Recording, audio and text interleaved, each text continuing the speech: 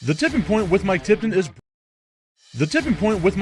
brought to you by Dubby. What is Dubby? Dubby is a clean energy drink that is made to give you focus with no crash, jitters, or angst like those other energy drinks have. They also have no maltodextrin fillers and don't use artificial dyes. Dubby contains vitamins, amino acids, a nootropic, and 150 milligrams of caffeine. Dubby's products are made in the USA in an FDA-inspected facility that strictly adheres to GMP manufacturing guidelines. All of the flavors are unique and custom-made by Dubby, and you'll never taste our taste anywhere else. The best part about it is they're affordable. Dubby's drinks come out to about $1 per drink, much cheaper than Starbucks or any of those canned energy drinks. To learn more, visit dubby.gg.com/discount/MRTipton33 and place your order today. Use promo code MrTipton33 and save today. Dubby Energy, be better. What's going on, everybody? I want to tell you about my new friends over at Cleverman. Visit them online at becleverman.com. What they gave me was the energizing face and beard scrub along with the Cleverman face scrubber. And trust me when I say this, the energizing face and beard scrub smells amazing. Combining it with the face scrubber, making sure that your boy was looking as good and sexy as possible, opened up a whole different sensation in my face that I haven't ever felt before. I felt so clean, so fresh, and so clean, like Outcast said, and it helped me feel like I was ready for my day. Make sure you visit them online at becleverman.com and follow them on Instagram at clevermannyc. The link is up in my bio if you want to check out all the amazing products they have. Visit them online, becleverman.com. Since 1935, one event has brought us together for the passion, the pageantry, and the celebration of the upper echelon of college football. The Tony the Tiger Sun Bowl. New Year's Eve at noon. Don't miss El Paso's greatest game.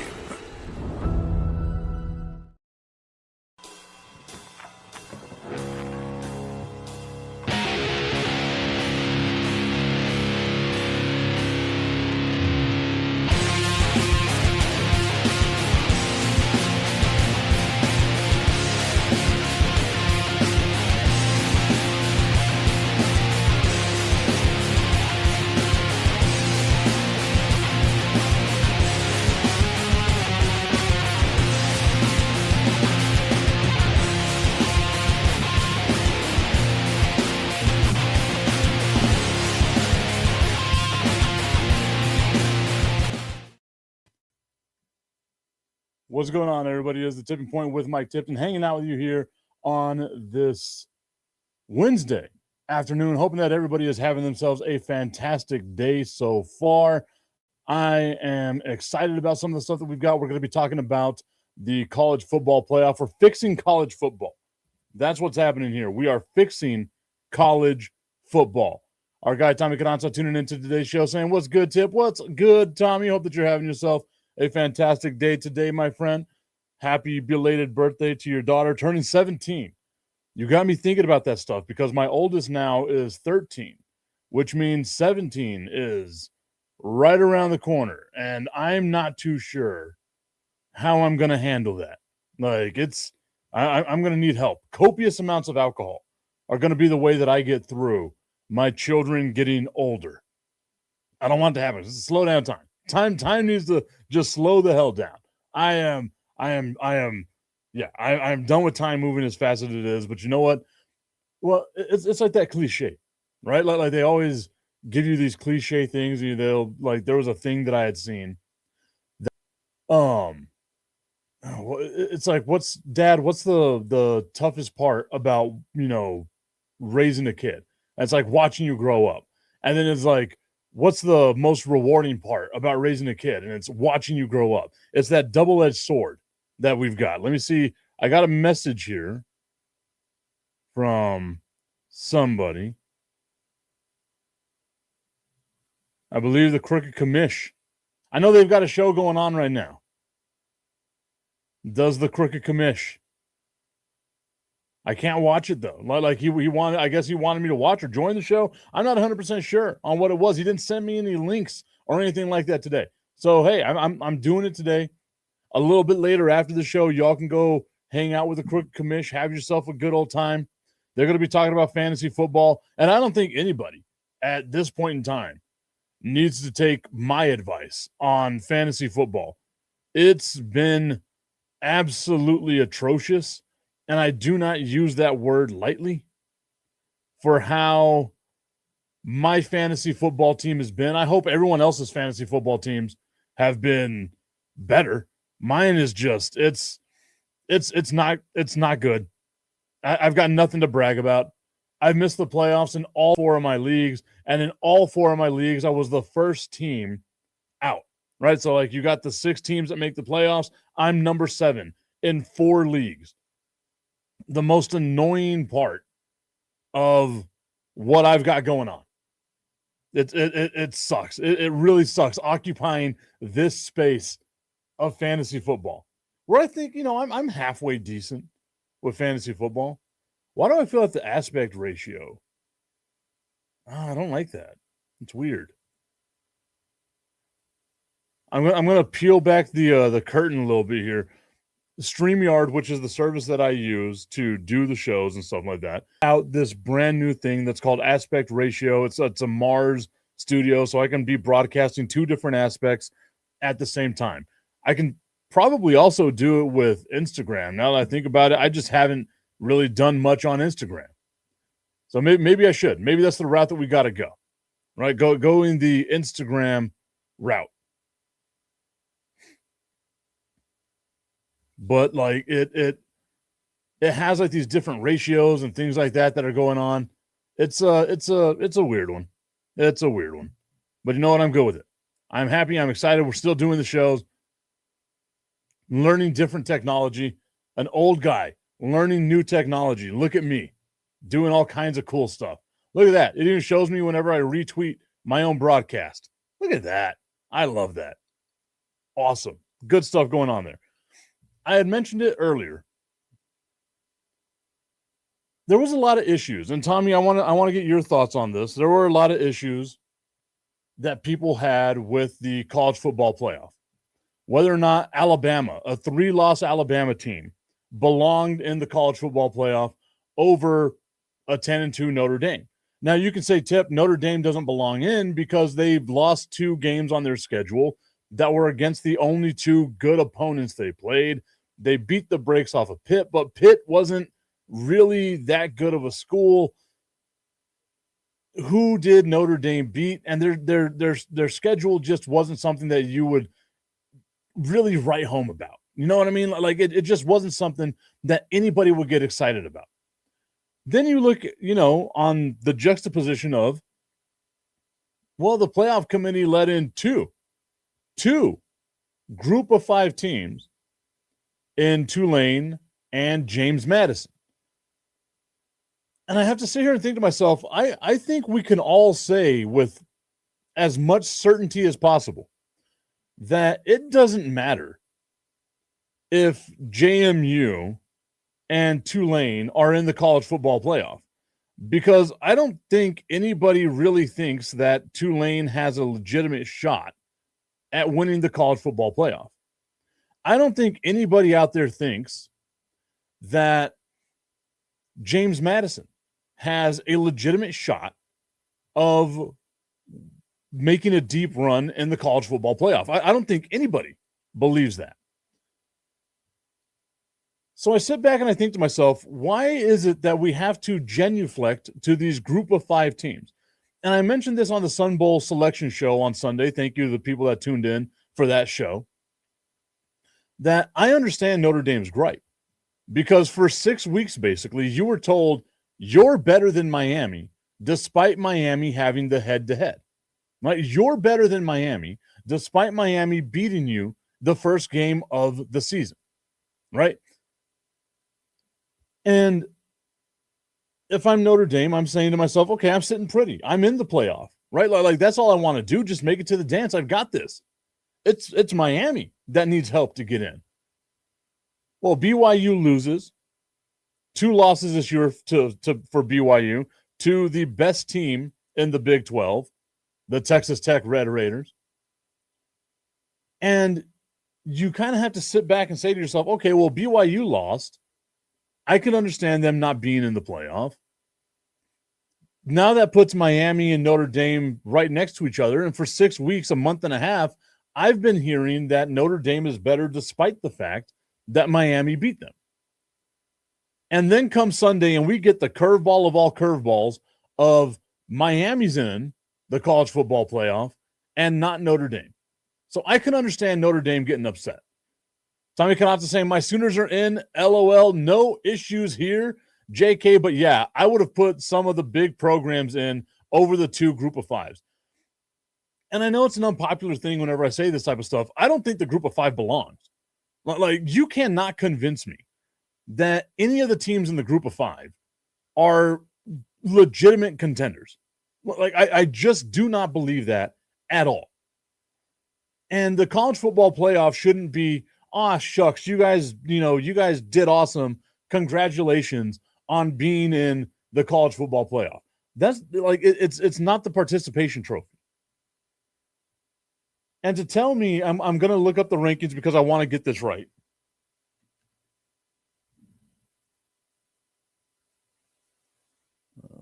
There you are. I want to make sure that I get this right. If you're telling me that Tulane is better than the 10 teams in the college football playoff rankings that are ahead of them to get into the college football playoff, then why the hell not just rank Tulane number 11? You see what I'm saying here? If you're going to tell me that James Madison is better than the 13 teams that were ahead of them, then why not just rank them number 12? Why is it that you have the number 20 team in the country and the number 24 team in the country that high up in your rankings? Like those 2 teams, you say they won their conference, the MAC and whatever the hell, the AAC, I guess, that James Madison is in. So you guys get to be in the college football playoff. It seems ridiculous to me that you would sit there and be like, okay, that's fine. We'll have those teams get in. Because at number 12, you have BYU, a 2-loss BYU. And remember, BYU's 2 losses are to one team, Texas Tech. Granted, they're not close losses, but if you lose to the number 4 team in the country twice, and those are your only losses, you did pretty well for yourself. And then at number 11, you have Notre Dame. What did the group of 5 teams do? Who did they play for the playoff committee, for everyone out there to be okay with, yeah, we'll allow the 20th team, the 20th ranked team, and the 24th ranked team into the college football playoff ahead of 10 and 13 teams? Like, again, like put Texas in there. Put Vandy, Utah, USC, Arizona, Michigan, although Michigan's got their own problems going on right now. Jesus, Shamar Moore, what are we doing? I saw a thing. I've got to do like research on this to make sure it was actually true. But I'm dumbfounded. I'm baffled by the fact that this is what's going on in the college football playoff. So I had brought it up a couple of years back. I think it was whenever the college football playoff was going to expand for the first time to 12 teams, right? This is before we did it, the last year of the 4-team college football playoff. And I said to myself, if you're going to expand it, then you just need to make it a top 25. Tommy Canazza saying it really is ridiculous and declining bowl games is crazy to me. You take your ball and go home. And you know what? I'm fine with it. If that's what Notre Dame wants to do, I am fine with it. Because like I said, they have a legitimate gripe. You've been told for a month and a half, for 6 weeks, ever since I started doing these bullshit ranking shows, that you were better than Miami. And then just for the committee to be like, James Madison, Tulane, you guys get in. Because that's who people want to see. James Madison and Tulane. I want to see the best teams play. And I know for a fact, because I watched that James Madison versus Troy game, and it sucked. That Monday Night Football game that we all sat through with the Philadelphia Eagles having a hard time scoring, just like they were your drunk friend at a bar, was more entertaining than James Madison versus Troy.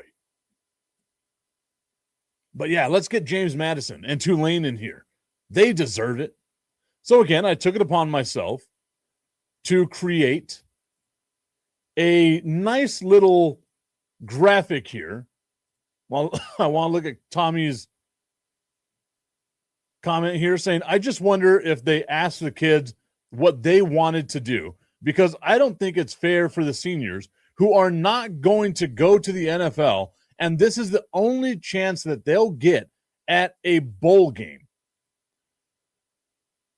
As much as I'd love to agree with you on that, right? Like it does suck. If I'm a senior and I don't have any more football left, I want that one game. You know what I mean? I want that one more game. But we were raised differently. You look at the kids that play now, and it's just kind of like, I don't care, right? Like, you guys do whatever the hell you want to do. As long as my NIL check continues to clear, I'm a happy guy. That's really what it is like now. So I went along and I made my top 25 bracket.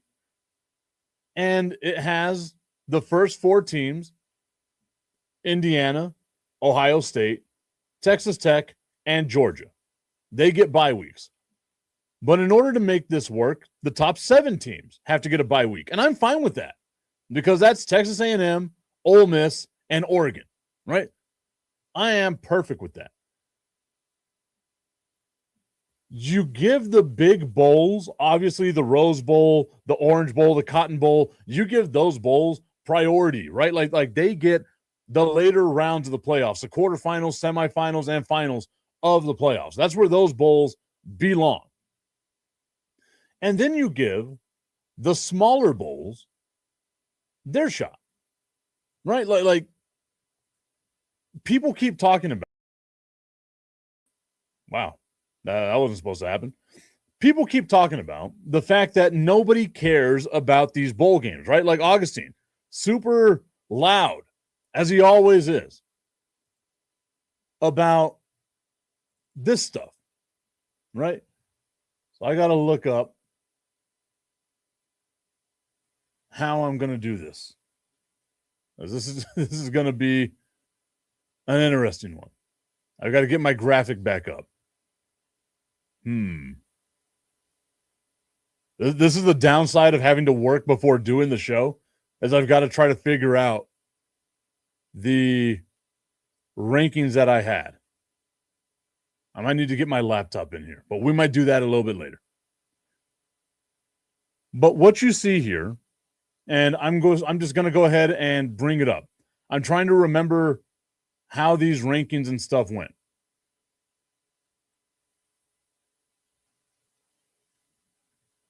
I have like files up here. Okay, let me do this. I want to bring this back up, and I'm going to write down what my matchups are, so that way I get the right bowl at the right time, and we get the right rankings, and we do all that stuff, right?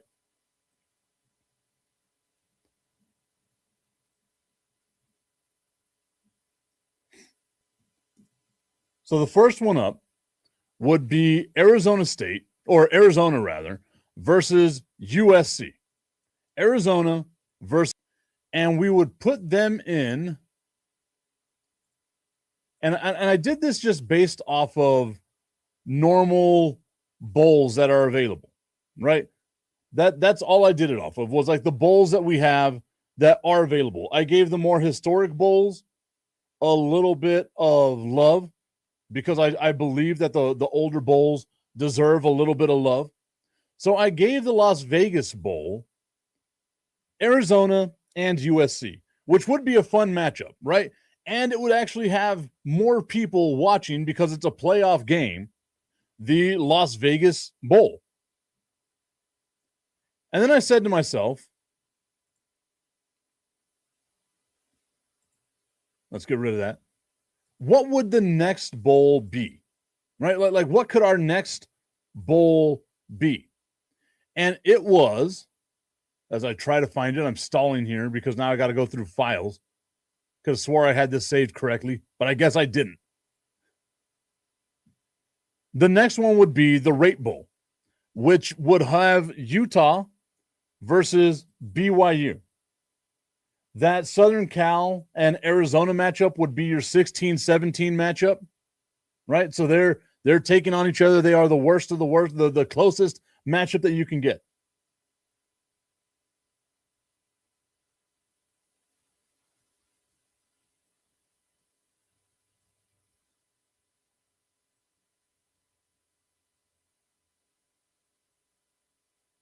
Yeah. I'm trying to figure all this stuff out on the fly. I had it fixed. I'm telling you. You can tell by my graphic. Where are we? There we are. I think I might have just messed a team up there, but that's fine. You kind of get what it is. The first 7 teams get a bye. The top 7 get a bye. So we would be looking at Indiana, Ohio State, Georgia, Texas Tech, Oregon, Ole Miss, and Texas A&M getting a bye. Then you would have Oklahoma, Tommy Sooners, taking on number 25 North Texas. And we put them in their own little bowl.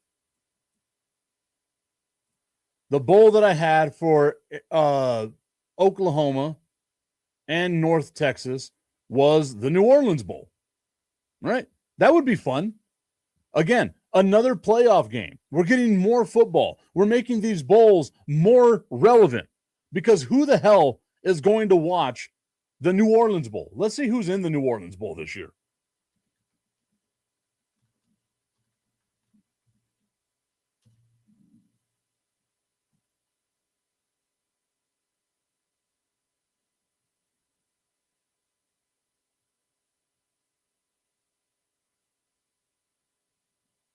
I probably should have put the RL Carriers New Orleans Bowl.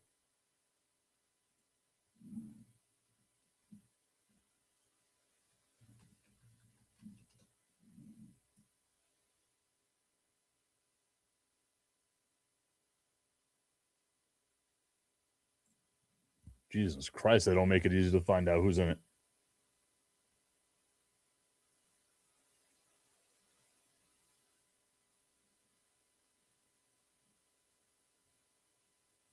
Probably should have had some of these up before I started the show. But again, this is what happens whenever you do a show right after you get out of work. My apologies.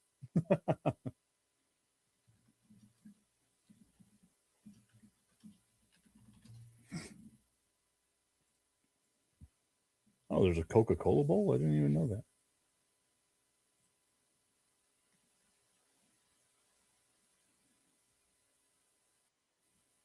Looking.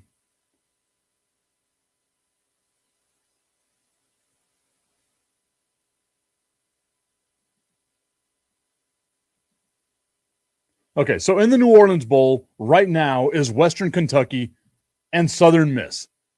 Who gives a crap about that matchup? Like genuinely, outside of Western Kentucky and Southern Miss fans, who cares about that matchup? Because I think if we made it a playoff game between Oklahoma and North Texas, more people would be willing to watch that game than what we currently have right now of the New Orleans Bowl, Western Kentucky, and Southern Miss. That's not a bowl game that I think anybody would be interested in watching.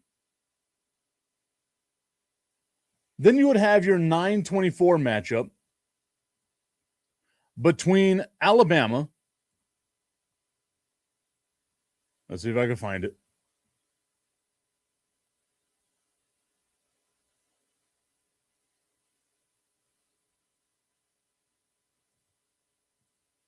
and JMU. And we put that in the 68 Ventures Bowl, which is something I had never even heard of until I started doing all this stuff. So let's find out who is currently playing in the 68 Ventures Bowl. There are way too many bowls.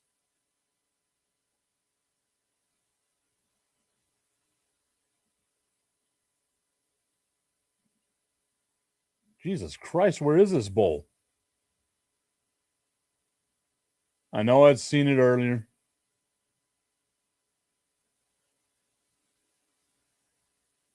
On my list here. In the current 668 Ventures Bowl, you have Louisiana versus Delaware. Louisiana versus Delaware. Augustine says, who gives a crap about any bowl that isn't the playoffs? Let's be real. And that's exactly what I'm saying. That is exactly what I'm saying.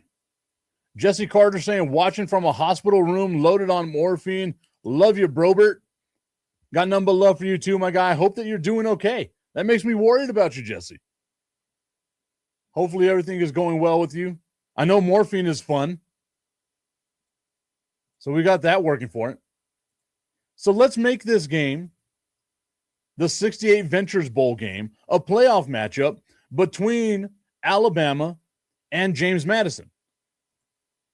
Again, now you're creating a want of people to actually watch this game, right? Like, that makes it to where people are going to be interested in actually watching this game. Your 10-23 matchup would be Miami and Iowa, right? Miami and Iowa. And I'm not going to show these things anymore because there's a lot of moving parts and stuff like that, which really upsets me because I made a ton of graphics. So I might just do a little thing by myself, make like a little montage video, kind of how I did with the NFL draft.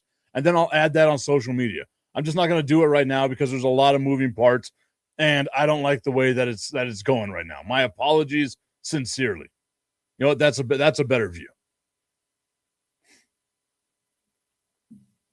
The fact of the matter is that if you expand the playoffs to 25 teams, first off, who gives a shit about the number 26 team?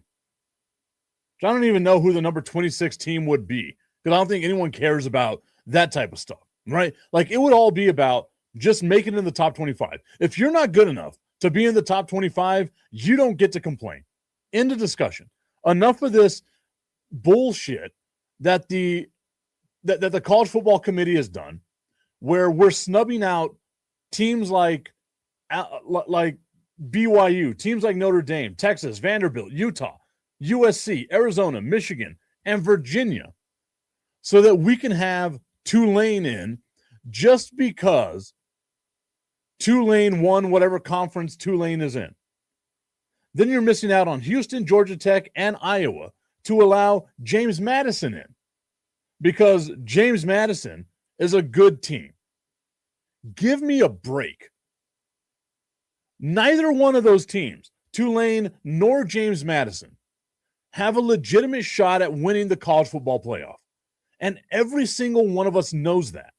That's the frustrating part about this, right? And the fact of the matter is that with those lower tier bowls, the way that I kind of work this thing out is that there's still, believe it or not, you're using 24 bowls for this college football bowl playoff thing that we're doing. And you still have almost 20 bowls left to choose from for the other teams to deal with. And it's the only way, like genuinely, the only way that you can fix college football. Because as of right now, we should be celebrating teams like Texas Tech. We should be celebrating that Indiana, of all teams, is the number one team in the country.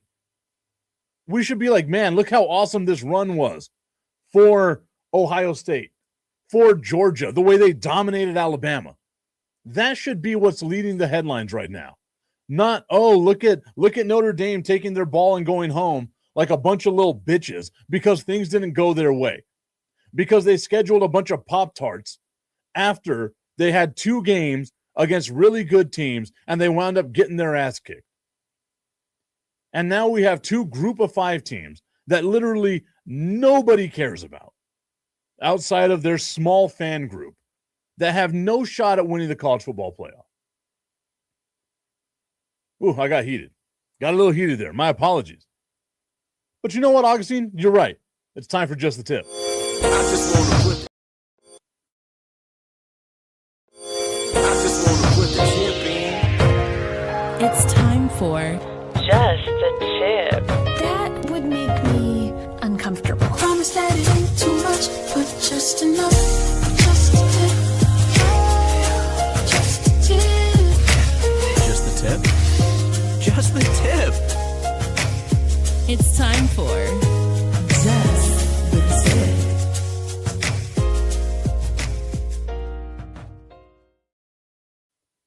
Just the Tip is brought to you by our friends over at www.myhappynuts.com. Guys, it's that time of year right now, and you should be taking care of yourself because God knows your wife, your girlfriend, whoever wants you to take care of yourself. So why not spoil yourself a little bit? Go to www.myhappynuts.com and get any one of these 4 packages for your package. You can get the Jingle Bells Your Balls Smell package that comes with the comfort cream and the anti-chafe stick. You can get the Jingle Balls holiday kit that comes with the Big Wood body wash, the comfort cream, and the deodorant. So you can take care of yourself from your pits to your tip. Santa Balls is coming to town. You get the body wash, the Big Wood body wash. You get the comfort powder, and you get a nice ornament that you can hang up on your Christmas tree that looks like Santa's big sack.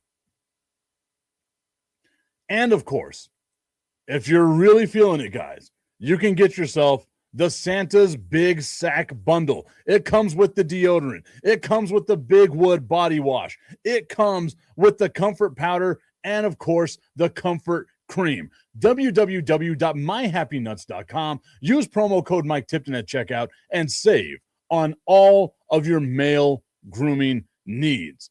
Augustine's saying it's a wife and girlfriend. Both of them should spoil you. Whatever you've got needs to be spoiling you. Your wife, your girlfriend, your boyfriend, your husband, I do not care. They need to be spoiling you, and you need to be taking care of your boys. Your sack will thank you. I was going to say it's kind of like goldfish, the sack that smiles back. But that felt wholly inappropriate. Oh, man. I'm going to get, like, one of these days, I'm going to get, like, kicked off of all platforms for doing any of the stuff that it is that I do. I just thought about that too. Like my employer has to be like, why did we hire this effing guy? Out of all the people we could have hired, we hired this effing guy. Nonetheless, I am employed and we're good to go. So yesterday, the news came out that I guess it wasn't yesterday. I guess it was Monday. The news came out that the Indianapolis Colts were wanting to work out with Phillip Rivers. Phillip Rivers goes, he works out with the Indianapolis Colts, and all of us are saying to ourselves, he's 44 years old. He just became a grandpa at 44 years old, and now he is signed to the Indianapolis Colts practice squad. And I have to sit here and think to myself, now I really want to see Phillip Rivers play. You know what I mean? Like, I don't think it's going to look good by any means. And how desperate must the Indianapolis Colts be at this point in time where they're saying to themselves, let's kick the tires on Phillip Rivers. I think that's going to be a good one for us. And then how shitty must it be for like other free agent quarterbacks like Ryan Tannehill, who's a little younger, who we saw was halfway decent in Tennessee with the Titans. Got them, I believe, to an AFC championship game. I've got to try to remember like my thoughts on here.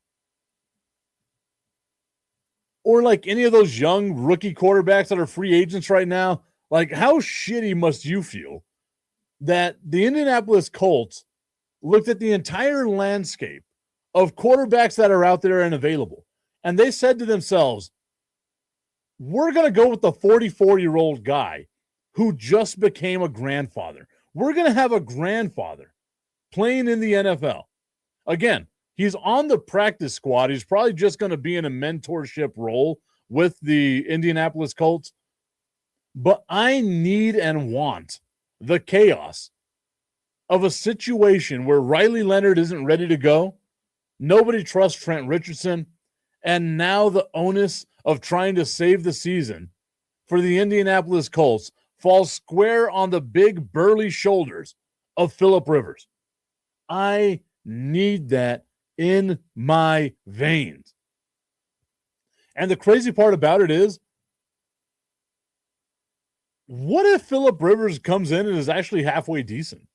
Right? Like what if all you need is a game manager if you're the Indianapolis Colts?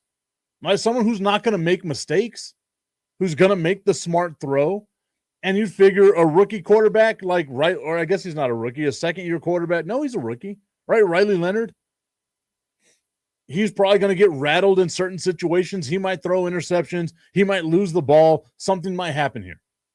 All you need is a game manager quarterback because you have one of the best running backs in the NFL in Jonathan Taylor. You've got some good weapons that Phillip Rivers can dump the ball off to. I can't believe it's 2025, and I just said the phrase that Phillip Rivers can drop the ball off to. And Tyler Warren and Michael Pittman, right? Like they've got a solid team there. They have a really good offensive line. Their defense is solid. All you need is a quarterback who is going to make the right decision. And a 44-year-old, wow, again, this coming out of my mouth, a 44-year-old Phillip Rivers, he's seen it all. And you must have seen something in him that's made you say, let's give it a shot. But like, why not? Like, let's kick the tires on this and give it a shot. So I'm all about the possibility of Phillip Rivers in 2025, the year of our Lord, 2025. At 44 years old and a grandfather. I cannot stress that enough. A grandfather coming in and saving the season for the Indianapolis Colts. I am all about this. I am 100% about this. I hope that everyone else is with me as well.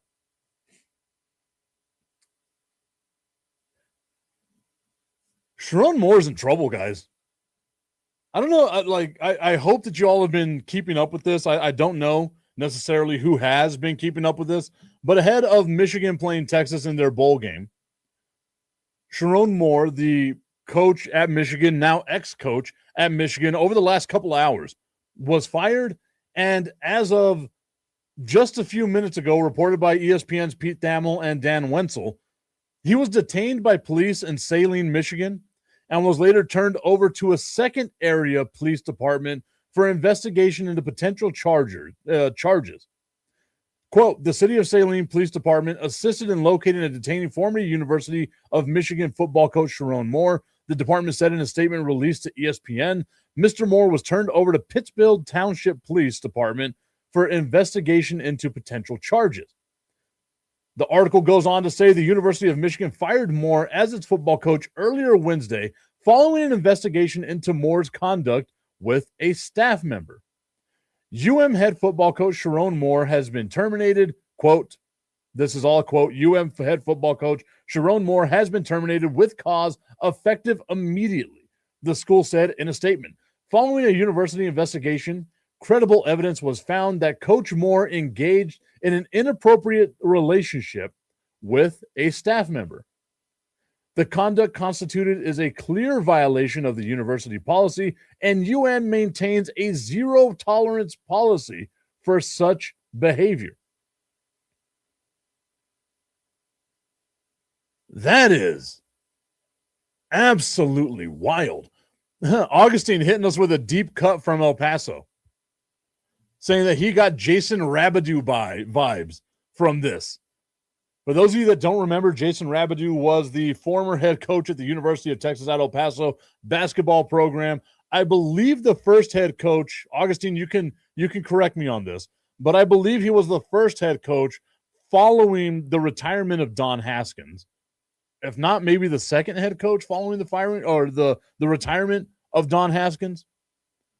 And as he was on I believe a call, like a coach's show at a radio station or something like that, his mistress came out on air and started making a ton of allegations. Rabideau was fired. At least that's from what I remember of the things happening. I was still in high school, I believe, during all this. So it was that's a little cloudy in my memory. Yeah, he was the first coach following Don Haskins. Ultimately, Rabideau gets fired, bounces around from place to place, winds up being a coach in Vietnam, and if I'm not mistaken, had like a sexual encounter that turned bad and wound up passing away in Vietnam not too long ago. I want to say it was about maybe 6 or 7 years ago, so maybe that is long for some people, but now I got to do this. I did not want to have to look this up, but here we go. Wow, it was 11 years ago. I didn't realize it was that long ago. Jesus. Yeah, I was still in high school for this. Okay, let's see if we can find personal life and death. That is hard to read. Jesse Carter saying, I think a way we could do bowls with 12 teams is instead of Power 5 automatic bids, do only 4 conferences based solely geographically. Top 3 teams from each first week, 2 and 3 ranks play against each other. Round 2 goes to 1 v winner of second and third ranking. Northeastern Conference, Southeastern Conference, Northwestern Conference, Southwestern Conference. Final game could be East versus West. I like it, right? You could also have like a North versus South type thing. Like, I guess, like, I agree with you that, like, the big wrench there, though, is that Notre Dame's never going to join a conference. And I think that's the issue that's at hand right now, right? Like, if Notre Dame was in the ACC, they would have played for the ACC championship game. They more than likely would have beat Virginia. At least you kind of think they would have beat Virginia. And it would be them in as an automatic qualifier. Now, obviously, again, Duke winning the ACC was the big wrench that was thrown into everything.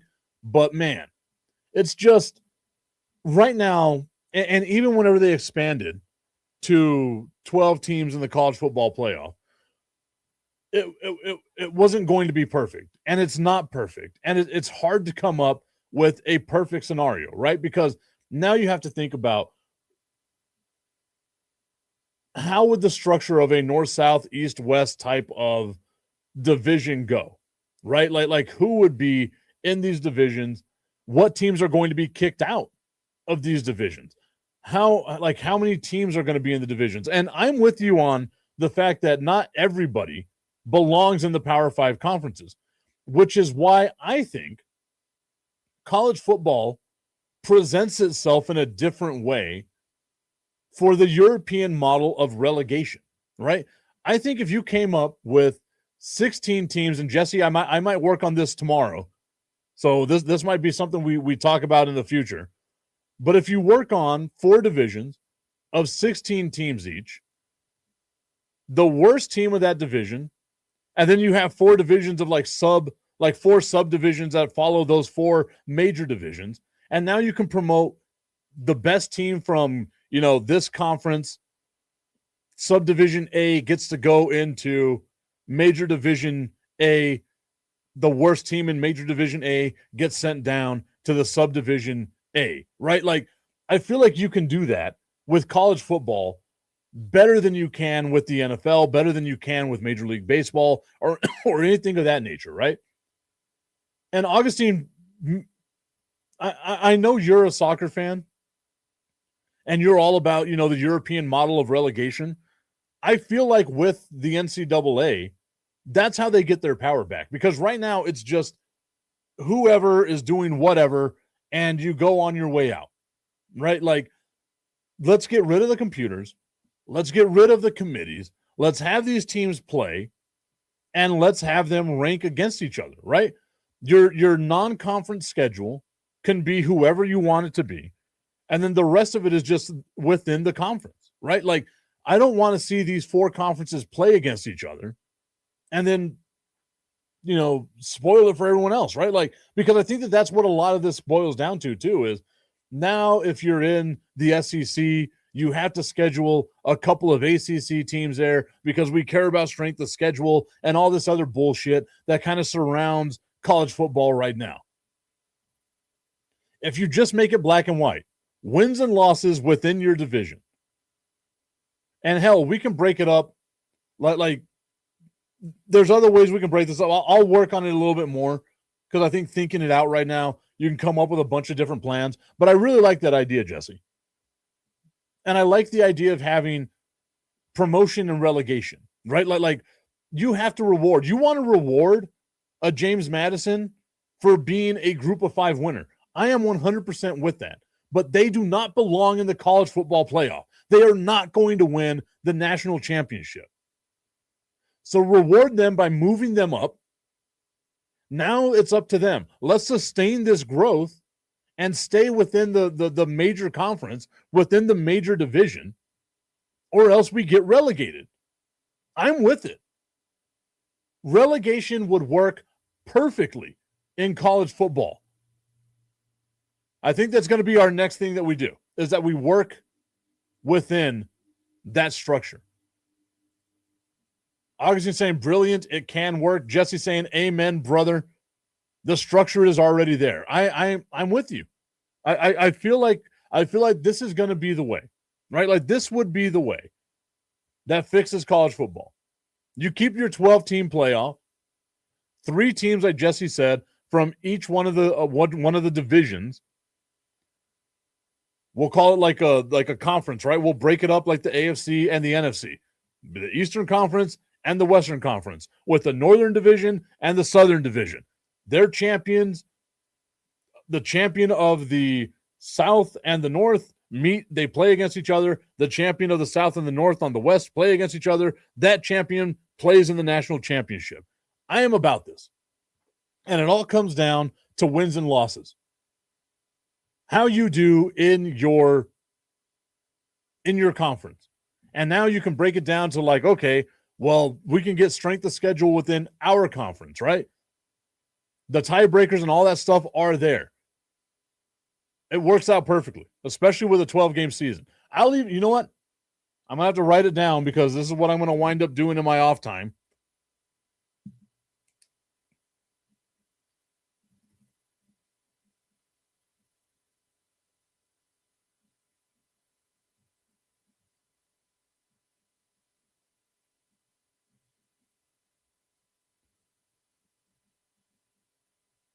Here we go. And you start off with in these divisions and conferences with the highest named teams, right? Like the teams that bring you value, because obviously that's what you want. And if they really want to stay there, then they've got to stay there. Like, I can picture UTEP being like a Division III team. I think we'll wind up having 4 divisions, to be honest with you.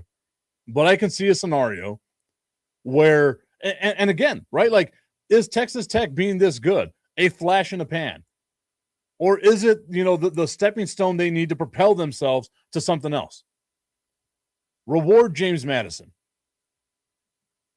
Augustine saying Division III. It could happen, dude. Like, they're bad. They are bad. I've got to see how many teams are in college football right now. You get 16 teams per division. That gives you 64. I believe there's 160 or 136 teams.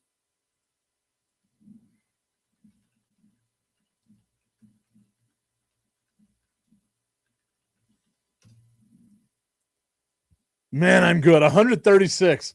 136. So with that remaining 64 plus 8 would be 72 teams. You can create a bunch of different conferences. I like this. Division 1, Augustine has expanded. It is 136 teams now as of the 2025 season.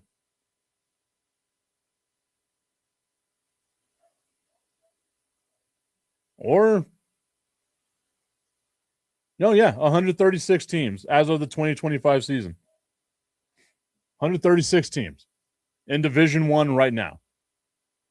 The FCS Division 2 has 129 teams. So that might be where you're kind of thinking.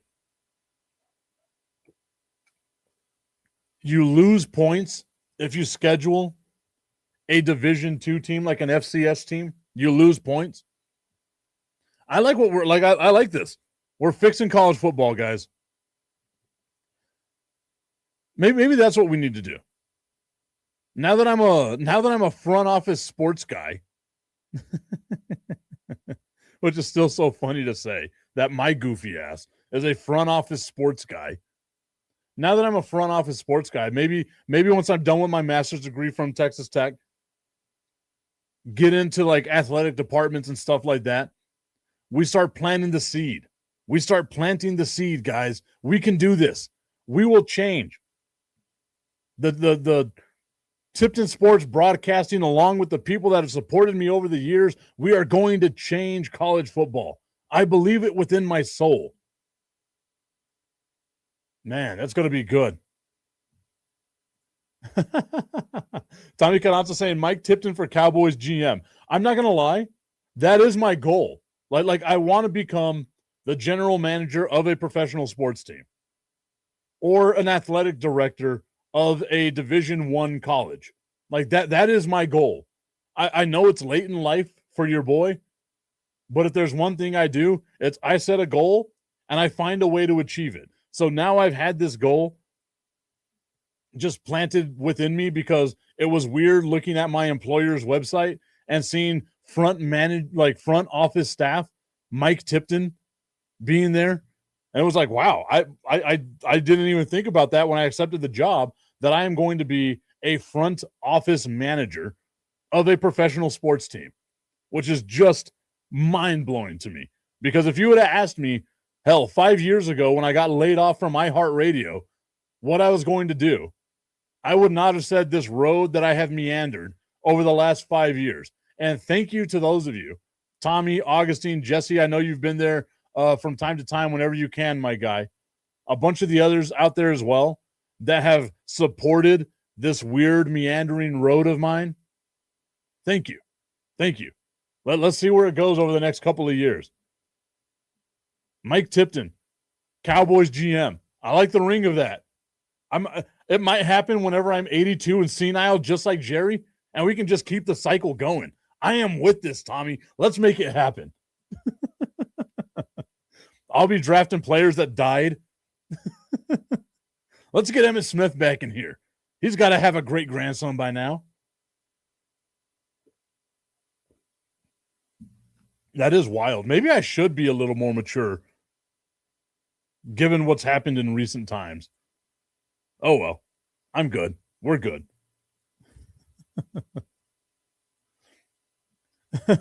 Augustine saying, I'm going to have to talk with Alejandra and Paul. You're like, don't give this guy anything. He needs to be fired right now.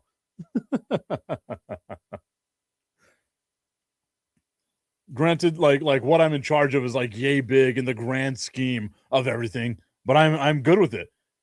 Jesse Carter saying, I will be there when it happens, brother. I appreciate that, my guy. Jesse has seen it from the beginning. All the way in our time in the Air Force, Jesse and I both stationed at Seymour Johnson Air Force Base. Feels like forever ago.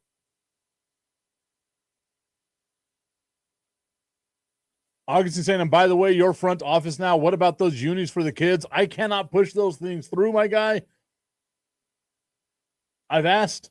I didn't get a response. Maybe it's a whole after the season type thing. I'm not 100% sure. I'll talk to somebody else. We'll see what we can do. And as you know, the El Paso Locomotive have just recently welcomed in a new general manager, which is awesome to see as well. I was also looking up, guys, today because I know that it more than likely won't happen again, that Texas Tech gets into the college football playoff, right? Like this is the first time Texas Tech has won a conference since 1956 outright. They're in the college football playoff. So I was looking up trips from El Paso to Miami, and I was like, I don't know if I want to fly on New Year's Eve / Christmas or New Year's Day and then have to come back. I was like, I wonder what the drive would be like, right? Like, let's take the family down to Miami. Let's see what that drive would be like. And that's a 27.5-hour drive. Granted, I drove to Alaska, which was a 75-hour drive. But, you know, maybe we do it. Maybe we do it. Augustine's saying 56, that's UTEP territory. No, 100%. Now, granted, the Big 12, much harder to win in whenever Oklahoma and Texas and A&M and a lot of these other teams were in the Big 12. So it was a tougher road for Texas Tech to be able to win their conference. Whenever you're playing in the WAC and everyone in the WAC left, it's easy to win your championship in 2000. But you ain't done jack squat since then. When was the last time UTEP won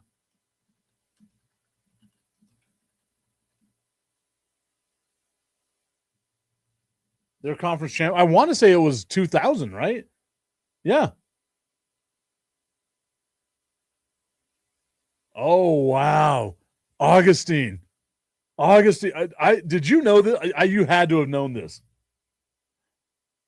UTEP has won in their history 2 championships.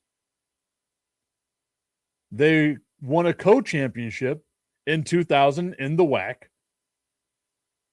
And the last time they won an outright championship was also 1956. And that was the Border Conference. That's wild. So UTEP hasn't won an outright championship since 1956. Texas Tech broke that curse. Maybe UTEP can do it in the Mountain West. We'll see. Maybe not. Let's close the loop on the Jason Rabideau stuff. In Vietnam, Rabideau met Hong Young Nguyen, named Eva by foreigners, and the two began a relationship with plans to marry and return to the United States. After Rabideau returned from a trip to Wisconsin, his behavior, which included becoming increasingly hostile and smelling of alcohol, attracted the attention of Heat owner Connor Nguyen, who warned him that he could cause another incident. If he should cause another incident, he would be fired. Nguyen then hired Tony Garbaletto as an assistant and potential interim coach.